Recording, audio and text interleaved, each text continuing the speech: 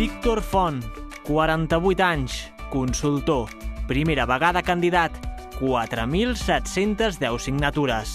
Som a l'Hotel Olivia de Balmes, a la cantonada de Provença amb el carrer Balmes, ja la candidatura de Víctor Font després de superar les signatures necessàries. Víctor Font, bona tarda. Bona tarda, Marc, què tal? Molt bé, escolta'm, qui és el favorit per a aquestes eleccions?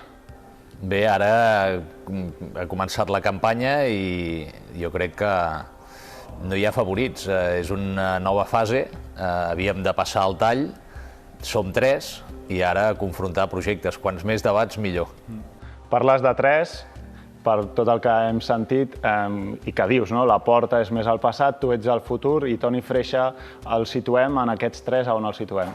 No, jo crec, jo sempre ho he dit, quan inclús em preguntava, escolta'm, t'afavoreix més un cara a cara?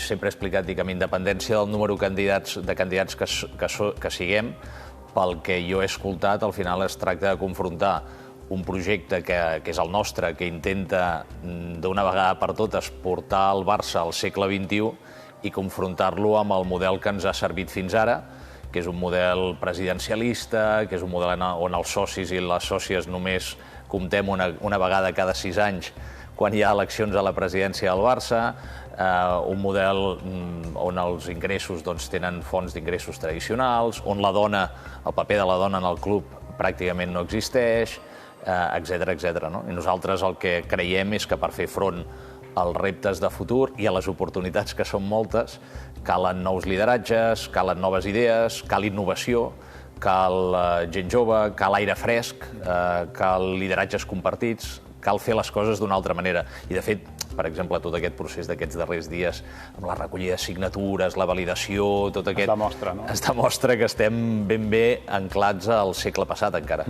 Perquè amb això que ha passat, no? En Jordi Ferrer, amb Mili Rousseau, té la sensació que el soci pot haver perdut fins i tot credibilitat, no?, en aquest procés? Sí, jo crec que tot això fa molt mal a la institució. Ho vam veure ja també en el procés de moció de censura. Hem vist com aquest model que ens ha servit fins ara, en el que els directius fitxen i, per tant, s'equivoquen perquè no són els que més en saben del món del futbol. Mireu els vicepresidents esportius. Qui són? Són gent que no venen del món del futbol.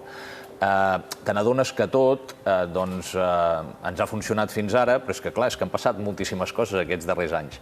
Som a l'any 2021, estem en un món diferent, les coses canvien i canvien molt ràpid i hem d'adaptar-nos a la realitat, sobretot perquè puguem d'alguna manera tractar els socis i sòcies com el que són. Som els propietaris de la institució i no comptem per res. Parlant del projecte esportiu també i relacionant una mica amb el seu discurs que l'encapçalaria Xavi, aquest projecte esportiu, i parla vostè també molt de nostàlgia i de fugir de la nostàlgia. Xavi és nostàlgia per a aquells que puguin pensar? No, quan dic nostàlgia el que vull dir és exactament això, que primer hem d'estar agraït a tothom que ha servit al club aquests darrers anys. Entre ells el Joan Laporta i a tot el seu equipàs, que el 2003, fa 17 anys, l'Ansu Fati i el Pedri estaven naixent, van donar una volta al club. Se'ls ha d'agrair la feina feta i el que nosaltres diem és que ara cal construir el futur, com he dit abans, amb nous lideratges, amb nova gent. Jo recordo inclús parlant-ho amb el Pep Guardiola. Però Xavi no forma part també d'aquest passat? No, de fet el fil conductor és claríssim, no? És Johan, Pep, Xavi. De fet, parlant-ho amb el Pep ho diu, escolta'm, jo ja vaig al 2008 agafar el lideratge del projecte esportiu, vaig tenir èxit, diu ara, tot i que ell, lògicament, encara no té ni 50 anys i es veu entrenant i tal, diu, ara això en el Barça ho ha de fer gent nova, noves generacions. I, lògicament, el Xavi està tot just començant la seva carrera després d'haver-se retirat. I parlant de fitxatges, l'altre dia a la porteria explicàvem que des de la candidatura de Víctor Font tindrien aparaulat a David Àlava. Ho vam explicar en el programa, això ens ho pots negar, desmentir o... No, jo l'únic que puc explicar és que, lògicament, el que es tracta és d'intentar estar fent feina i treballant per estar preparats perquè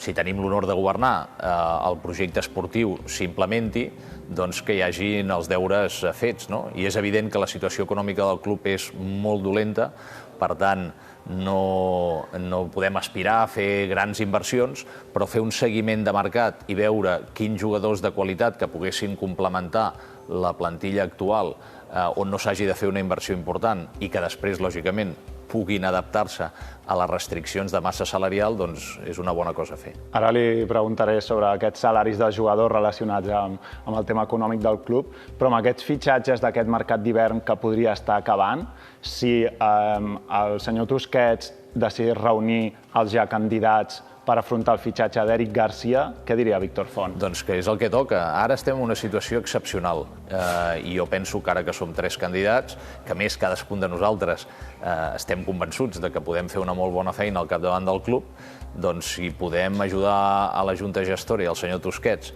a fer que de les poques decisions urgents que s'han de prendre en aquestes properes setmanes puguem ajudar-lo a que la prengui de la millor manera i que inclús si fa falta que el recolzem, perquè tenim relacions, tenim contactes, tenim coneixences, tenim experiència, a fer que es pugui fer el millor pel Barça, jo crec que és el que toca, no? Sumem esforços i assegurem que posem els interessos del Barça per davant.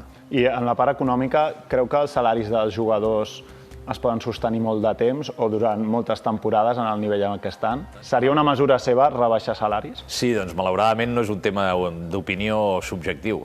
Sabem que la massa salarial està per sobre d'on pot estar. Sabem també que els ingressos, el nivell d'ingressos que havíem tingut just abans de la pandèmia encara tardarem en recuperar-lo i per tant s'ha d'ajustar la massa salarial i això ho entén tothom i segur que els jugadors també ho entenen. Doncs, senyor Víctor Font, la veritat que esperem aquestes eleccions que són importants, no? Vostè les titula com les eleccions més importants de l'era contemporània del Barça, no? Això sense cap mena de dubte, però jo crec que això no és una cosa que ho hagi d'explicar jo. Penso que tots els socis i sòcies en som plenament conscients que la situació econòmica és molt complexa, per això fa falta que qui governi el club en els propers mesos, anys, ha de tenir experiència i solvència i capacitat de gestió empresarial contrastada. És ara el perfil de president que necessitem i que, sobretot, estiguem disposats a sumar esforços per poder fer front a aquests reptes que tenim i les oportunitats, perquè no és un tema només de reptes, sinó que tenim oportunitats magnífiques i, sobretot, tornar a la il·lusió al barcelonisme, que és el que toca. Doncs moltes gràcies, Víctor Font, i un plaer tenir-lo a la porteria. Gràcies, Marc.